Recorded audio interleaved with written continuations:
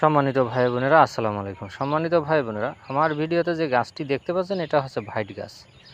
আমার এলাকায় আঞ্চলিক ভাষা ভাইট গাছ হিসেবে আমরা চিনি বা জানি, তবে এর আরও নামকরণ আছে বিভিন্ন অঞ্চলে। সম্মানিত ভাই বোনেরা, এই ভাইট গাছ বেশ কিছু রোগের কাজ করে, আমাদের শরীরে অত্যন্ত কার্যকারীভাবে কাজ করে থাকে।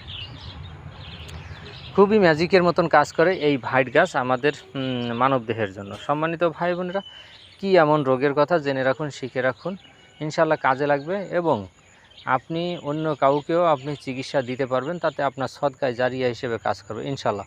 তো সম্মানিত ভাই বোনেরা, যাদের অ্যালার্জির কারণে চুলকাইতে ছুলে ফেলছেন, ঘা বানিয়ে ফেলছেন, তারপরও চুলকাইতে মন চায়, তো সম্মানিত ভাই বোনেরা কী করবেন, সর্বপ্রথমে আপনি এরকম কিছু জালি পাতা নেবেন, ধুয়ে পরিষ্কার করে বেটে বা বড়ি বানাবেন, 60টা বড়ি বানাবেন। আপনি বড়ি বানিয়ে রোদ্দুরে শুকাইয়া আপনি সকালে একটা বড়ি খাবেন, রাত্রে একটা বড়ি খাবেন।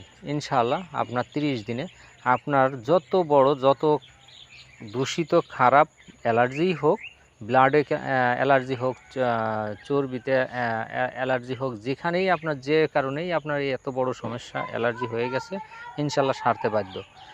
ইনশাল্লাহ ভিডিওটি ভালো লাগলে লাইক ফলো দিয়ে পাশে থাকুন, বেশি করে শেয়ার করে দেবেন। ইনশাল্লাহ ইউটিউবে দেখলে ইনশাল্লাহ সাবস্ক্রাইব করে দেবেন, যাতে আমার নিত্য নতুন ভিডিও আপনারা সর্বপ্রথম পেয়ে যান ইনশাল্লাহ।